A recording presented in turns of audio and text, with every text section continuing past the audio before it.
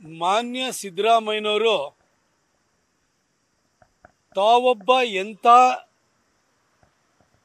ಚಾಣಾಕ್ಷ ರಾಜಕಾರಣಿ, ಅಭಿವೃದ್ಧಿಯನ್ನು ಮಾಡದೇ ಇದ್ರೂ ಕೂಡ ಕುರ್ಚಿಯನ್ನು ಯಾವ್ಯಾವ ರೀತಿ ಉಳಿಸ್ಕೊಳ್ಳುವಂತಹ ಉಪಾಯಗಳು ತನ್ನ ಬಳಿ ಇವೆ ಅನ್ನೋದನ್ನು ಆಗಾಗ್ಗೆ ಸಾಬೀತು ಮಾಡ್ಕೊಂಡು ಬಂದಿದ್ದಾರೆ. ಈ ಜಾತಿ ಗಣತಿಯ ಅಂಕಿ ಅಂಶಗಳನ್ನು ಬಹಿರಂಗ ಮಾಡಿರೋದು ಕೂಡ ಇಂಥ ಒಂದು ತಂತ್ರಗಾರಿಕೆ ಒಂದು ಭಾಗವಾಗಿದೆ. ಜಾತಿ ಗಣತಿಯ ಸಂಖ್ಯಾವಾರು ಅಂಕಿಅಂಶಗಳು ಬಹಿರಂಗವಾದ ಕೂಡಲೇ ಡಿ ಕೆ ಶಿವಕುಮಾರ್ ಅವರು ಇವತ್ತು ಒಕ್ಕಲಿಗ ಶಾಸಕರ ಸಭೆ ಕರೆದಿದ್ದಾರೆ. ಶಾಮನೂರು ಶಿವಶಂಕರಪ್ಪನವರು ನಮ್ಮ ಲಿಂಗಾಯತರ ಸಂಖ್ಯೆ ಸರಿಯಾಗಲಿಲ್ಲ ಅಂತೇಳಿ ಅವರು ಕೂಡ ಅಪಸ್ವರ ಎತ್ತಿದ್ದಾರೆ. ಹಾಗೆ ನಮ್ಮ SC ನಾಯಕರು ನಮಗೆ 1 ಕೋಟಿ ಸಂಖ್ಯೆ ಕೊಟ್ಟಿದ್ದಾರೆ ಅಂತೇಳಿ ಹೇಳ್ಬಿಟ್ಟು ಅವರು ಸ್ವಲ್ಪ ಸಮಾಧಾನದಲ್ಲಿ ಒಳಗಡೆಯಿಂದ ಖುಷಿಯಾಗಿದ್ದಾರೆ. ಆದರೆ ಈ ಒಕ್ಕಲಿಗ ನಾಯಕರು, ಲಿಂಗಾಯತ ನಾಯಕರು, ಅದೇ ರೀತಿ SC ಇರ್ಬೋದು ಅಥವಾ ಹಿಂದುಳಿದ ಯಾವುದೇ ಜಾತಿ ಜನಾಂಗಗಳಿರ್ಬೋದು, ನೀವು ಒಂದು ಅರ್ಥ ಮಾಡ್ಕೊಳ್ಬೇಕು, ಈ ಸಿದ್ದರಾಮಯ್ಯನವರು ಮೊದಲು ಅಹಿಂದ ಅಂತೇಳಿ ಅಲ್ಪಸಂಖ್ಯಾತ ಹಿಂದುಳಿದ ದಲಿತ ಅಂತೇಳಿ ಹಿಂದೂ ಸಮಾಜದಲ್ಲಿ ಒಂದು ವರ್ಗವನ್ನು ಒಡೆದು ಕಾಂಗ್ರೆಸ್ಸಿಗೆ ಬಂದು ಮುಖ್ಯಮಂತ್ರಿ ಸ್ಥಾನವನ್ನು ಕಬಳಿಸಿದರು. ಈಗ ಕುರ್ಚಿ ಉಳಿಸ್ಕೊಳ್ಳೋದಕ್ಕೋಸ್ಕರವಾಗಿ ಉಳಿದೆಲ್ಲ ಜಾತಿ ಜನಾಂಗಗಳನ್ನು ಹಿಂದೂಗಳನ್ನು ಒಡೆಯುವಂತಹ ಕುತಂತ್ರದ ಭಾಗವೇ ಈ ಜಾತಿ ಗಣತಿ ಅನ್ನೋದನ್ನು ಅರ್ಥ ಮಾಡ್ಕೊಳ್ಳಿ. ಜಾತಿ ಗಣತಿ ಅನ್ನೋದು ಎಲ್ಲಿಂದ ಬಂತು?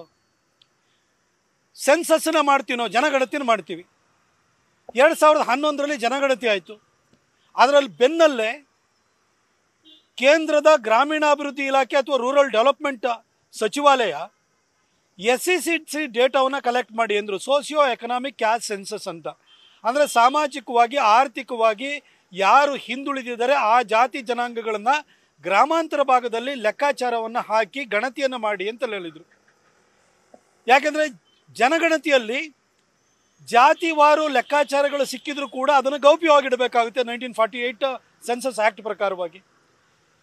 ಈ SEC ಡೇಟಾವನ್ನು ಯಾಕೆ ಕಲೆಕ್ಟ್ ಮಾಡ್ತಾರೆ ಅಂದರೆ ಗ್ರಾಮಾಂತರ ಭಾಗದಲ್ಲಿ ಇರುವಂತಹ SC ಇರ್ಬೋದು, ST ಇರ್ಬೋದು, OBC ಇರ್ಬೋದು, ಯಾವುದೇ ಜನಾಂಗಗಳಿರ್ಬೋದು, ಅವರಲ್ಲಿ ಎಷ್ಟು ಜನಕ್ಕೆ ಕಚ್ಚಾ ಮನೆ ಇದೆ, ಎಷ್ಟು ಜನಕ್ಕೆ ಪಕ್ಕಾ ಮನೆ ಇದೆ, ಎಷ್ಟು ಜನರ ಮನೆಯಲ್ಲಿ ದುಡಿಯುವಂಥ ಗಂಡಸಿದ್ದಾನೆ, ಎಷ್ಟು ಜನರ ಮನೆಯಲ್ಲಿ ಅವಿದ್ಯಾವಂತರಿದ್ದಾರೆ, ಎಷ್ಟು ಜನರ ಮನೆಯಲ್ಲಿ ವಿದ್ಯಾವಂತರಿದ್ದಾರೆ, ಎಷ್ಟು ಜನರ ಮನೆಯಲ್ಲಿ ಮಹಿಳೆಯರು ಮಾತ್ರ ಇದ್ದಾರೆ, ದುಡಿಯುವಂತಹ ಗಂಡಸಿಲ್ಲ, ಸಾಮಾಜಿಕವಾಗಿ ಆರ್ಥಿಕವಾಗಿ ಶೈಕ್ಷಣಿಕವಾಗಿ ಅವರು ಎಷ್ಟು ಹಿಂದುಳಿದಿದ್ದಾರೆ, ಇದನ್ನೆಲ್ಲ ತಿಳ್ಕೊಂಡು ಈ ಅಂಕಿಅಂಶಗಳ ಆಧಾರದ ಮೇಲೆ ಅವರ ಸಶಕ್ತೀಕರಣಕ್ಕೆ, ಅವರ ಸಬಲೀಕರಣಕ್ಕೋಸ್ಕರವಾಗಿ ಕಾರ್ಯಕ್ರಮಗಳನ್ನು, ಯೋಜನೆಯನ್ನು ರೂಪಿಸೋದಕ್ಕೆ ಕೇಂದ್ರ ಗ್ರಾಮೀಣಾಭಿವೃದ್ಧಿ ಇಲಾಖೆ ಈ ಒಂದು ಡೇಟಾವನ್ನು ಕಲೆಕ್ಟ್ ಮಾಡಿ ಅಂತಾರೆ. ಸಿದ್ದರಾಮಯ್ಯನವರು ಮಾತ್ರ ಅದನ್ನು ಜಾತಿವಾರು ಗಣತಿ ಮಾಡ್ತೀನಿ, ಇಡೀ ರಾಜ್ಯದಲ್ಲಿ ಇವತ್ತು ಮುಸಲ್ಮಾನರೇ ಬಹುಸಂಖ್ಯಾತರು 75 ಲಕ್ಷ ಇದ್ದಾರೆ ಅಂತ ಹೇಳ್ತಾ ಇದ್ದಾರೆ. ಮುಸಲ್ಮಾನರಿಗಿಂತಲೂ ಲಿಂಗಾಯತರು ಕಮ್ಮಿ ಇದ್ದಾರೆ, 81 ಲಕ್ಷ ಇದ್ದಾರೆ, ಗೌಡ್ರು ಇನ್ನೂ ಕಮ್ಮಿ ಇದ್ದಾರೆ, 72 ಲಕ್ಷ ಇದ್ದಾರೆ, ಕುರುಬರು 44 ಲಕ್ಷ ಇದ್ದಾರೆ, OBC ಒಂದು 35 ಲಕ್ಷ ಇದ್ದಾರೆ, ನಾಯಕರು ಒಂದಿಷ್ಟಿದ್ದಾರೆ. ಈ ರೀತಿ ಲೆಕ್ಕಾಚಾರಗಳನ್ನ ಇಟ್ಟಿದ್ದಾರೆ. ಸಿದ್ದರಾಮಯ್ಯ, ನೀವು ವಿಶ್ವವಿಖ್ಯಾತ ಅರ್ಥಶಾಸ್ತ್ರಜ್ಞರು, ಬಜೆಟನ್ನು 16 ಮಂಡಿಸಿರುವಂಥವ್ರು, ನಿಮಗೆ ಗ್ರಾಮೀಣಾಭಿವೃದ್ಧಿ ಇಲಾಖೆ ಯಾವ್ದು ಕಾರಣಕ್ಕೋಸ್ಕರ ಡೇಟಾ ಕಲೆಕ್ಟ್ ಮಾಡಿ ಅಂತ ಹೇಳುತ್ತೆ? ಆಯಿತು, ಈ ಗಣತಿಯನ್ನು ಮಾಡಿದ್ರಲ್ಲ, ಎಲ್ಲೊಂದು ಕಡೆ 4 ಕಡೆ ಸ್ಯಾಂಪಲ್ ಸರ್ವೆ ಮಾಡ್ಕೊಂಬಿಟ್ಟು ಮುಸಲ್ಮಾನರು ಎಲ್ಲ ಜಾತಿ ಜನಾಂಗಗಳಿಗಿಂತ ಜಾಸ್ತಿ ಇದ್ದಾರೆ ಅಂತ ತೋರ್ಸೋಕ್ಕೆ ಹೊರಟು ನಿಮ್ಮ ರಾಜಕೀಯ ಬೇಳೆ ಬೇಯಿಸ್ಕೊಳಕ್ಕೆ ಹೋಗ್ತಾಯಿದ್ರೆ ಹೊರತು ನಿಮಗೆ ಉದ್ದೇಶ ಶುದ್ಧಿ ಇಲ್ಲ. ಬೆಂಗಳೂರಿನಲ್ಲಿ 1.5 ಕೋಟಿ ಜನಸಂಖ್ಯೆ ಇದೆ, ಗಣತಿ ಮಾಡಿದ್ದೀರಾ? ಅಲ್ಲಿ ಯಾವ ಸಿಟಿನಲ್ಲಿ ಮಾಡಿದ್ದೀರಾ? ಮೈಸೂರು ಅಥವಾ Tier 2 Tier 3 ಸಿಟೀಸಲ್ಲಿ ಮಾಡಿದ್ದೀರಾ? ಎಲ್ಲಿ ಮಾಡಿದಿರಿ? ನೀವು ಕೊಟ್ಟಿರುವಂಥ ಒಟ್ಟು ಅಂಕಿಅಂಶಗಳು ಕರ್ನಾಟಕದ ಒಟ್ಟಾರೆ ಜನಸಂಖ್ಯೆಗೆ ತಾಳಮೇಳ ಹೊಂದ್ತಾ ಇದೆಯಾ? ಮತ್ತು ಯಾವುದನ್ನು ಮಾಡ್ತಾಯಿದ್ರಿ ನೀವು? ಆಯಿತು, ನಿಮ್ಮ ಪ್ರಕಾರನೇ ಹೋಗೋಣ.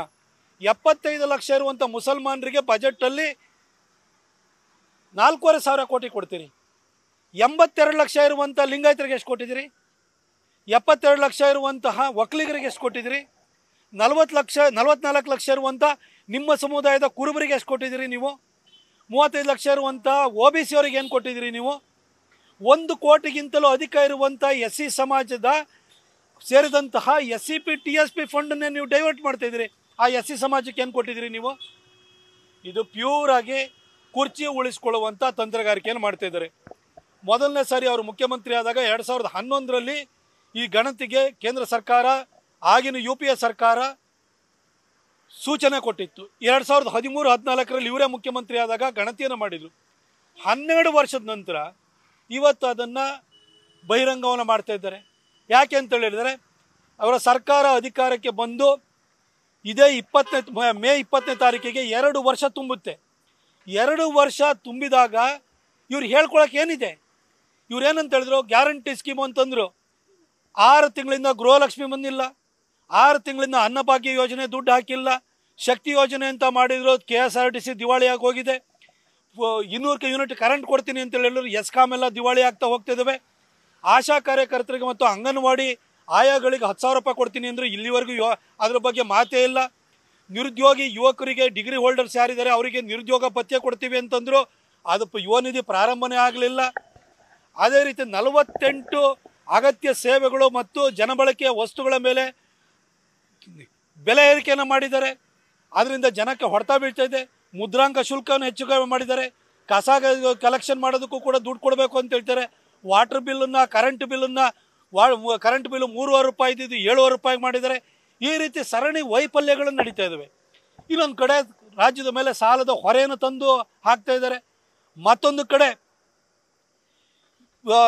ಏನು ಗ್ಯಾರಂಟಿ ಸ್ಕೀಮ್ಗಳಿಗೋಸ್ಕರವಾಗಿ ಬೆಲೆ ಏರಿಕೆ ಮಾಡೋದ್ರ ಜೊತೆಗೆ ಇವರ ಯಾವ ಅಭಿವೃದ್ಧಿ ಯೋಜನೆಗಳು ಕೂಡ ಕಾರ್ಯಗತ ಆಗ್ತಾ ಇಲ್ಲ, ಎಲ್ಲೂ ಕೂಡ ಇಂಪ್ಲಿಮೆಂಟೇಷನ್ ಆಗ್ತಾ ಇಲ್ಲ.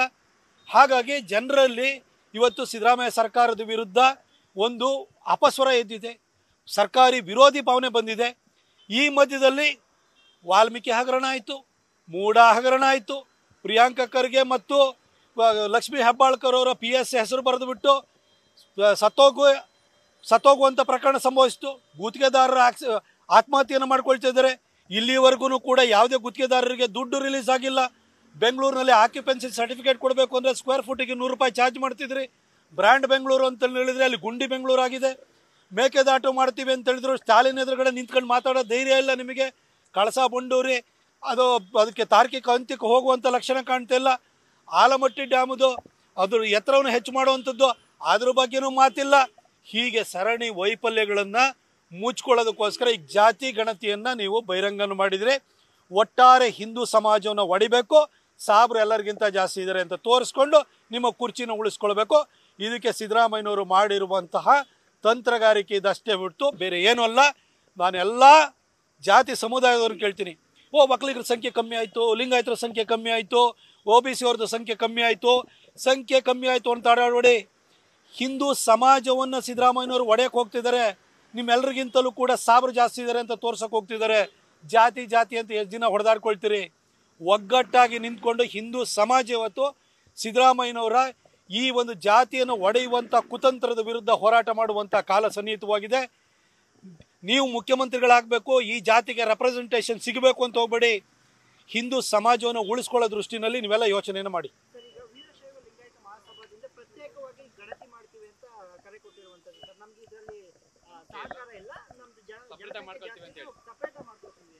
ನೋಡಿ, ಜಾತಿ ಆಧಾರದ ಮೇಲೆ ರೆಪ್ರೆಸೆಂಟೇಷನ್ ಸಿಗಬೇಕಲ್ವಾ?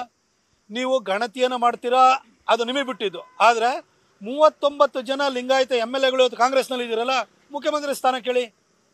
ಅಲ್ಲಿ ಹೋರಾಟ ಮಾಡೋಲ್ಲ, ಬರೀ ಹೇಳಿಕೆ ಕೊಟ್ಕೊಂಡು ಕೂತಿರ್ತೀರಿ. ಶಾಮನೂರು ಶಿವಶಂಕರಪ್ಪನವರು ಬರೀ ಎಲ್ಲ ಒಂದು ಆಗಿಂದೀಗೆ ಒಂದು ಹೇಳಿಕೆಯನ್ನು ಬಿಸಾಡೋದು ಬಿಟ್ಟರೆ ನೀವೇನು ಹೋರಾಟವನ್ನು ಮಾಡ್ತಾಯಿದ್ರಿ? ಅವ್ರು ಹೋರಾಟ ಮಾಡೋದಾದರೆ ಸಿದ್ದರಾಮಯ್ಯನವ್ರ ಹತ್ರ ಚೇರ್ ಬಿಟ್ಕೊಡಿ ಅಂತ ಕೇಳಿ. ಅದು ಬಿಟ್ಟು ಇಲ್ಲಿ ಒಂದೊಂದು ಆಗಿಂದಾಗಿ ಒಂದು ಹೇಳಿಕೆ ಕೊಡುವಂಥದ್ದು, ತಾತ್ಕಾಲಿಕವಾಗಿ ನಿಮಗೇನು ಬೇಕೋ ಅದನ್ನು ಗಿಟ್ಟಿಸ್ಕೊಳ್ಳೋದು, ಈ ಗಿಮಿಕ್ ರಾಜಕಾರಣ ಮಾಡಬೇಡಿ. ನ್ಯೂಸ್ ಫಸ್ಟ್, ನಿರ್ಭೀತಿಯಿಂದ ನಿಮ್ಮ ಪರವಾಗಿ.